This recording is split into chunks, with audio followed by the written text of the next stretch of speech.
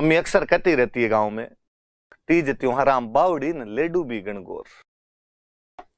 तीज त्योहारा बावड़ी लेडू भी गणगौर। एक शब्द है इसमें बावड़ी।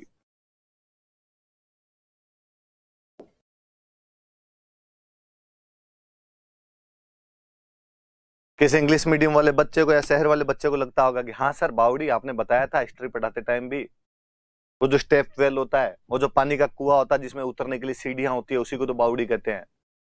मैं कहूंगा ना मुन्ना ना, यहाँ अलग है थोड़ा सा।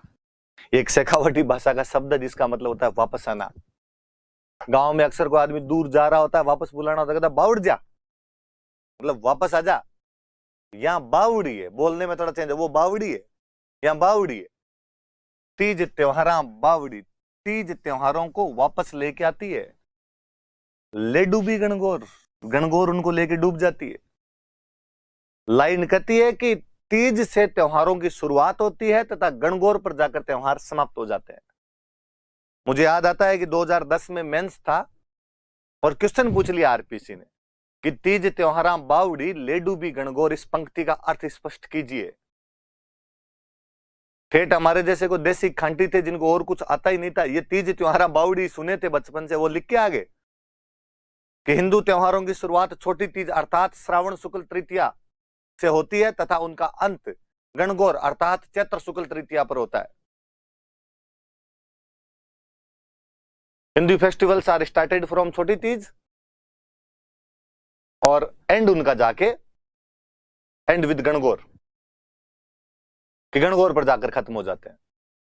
तो देसी लोग थे वो तो लिख के आगे, शहर वाले बच्चों के हमारे साथ वालों कई होंगे दिक्कत, कई तो अजीबोगरीब आंसर लिख के आगे। मेंस में खाली लाइनें पड़ी होती, कुछ ना कुछ लिखना होता है वहां पर आपको, फिर किसी ने लिख दिया। तीज नामक लड़की की दोस्त गणगौर थी, दोनों एक दिन बावड़ी पर गई। बावड़ी पानी का एक कुआं होता है जिसमें नीचे उतरने के लिए सीढ़ियां होती है। गणगौर तीज को लेकर डूब गई, दोनों सहेलियां डूबकर उसमें मर जाती है।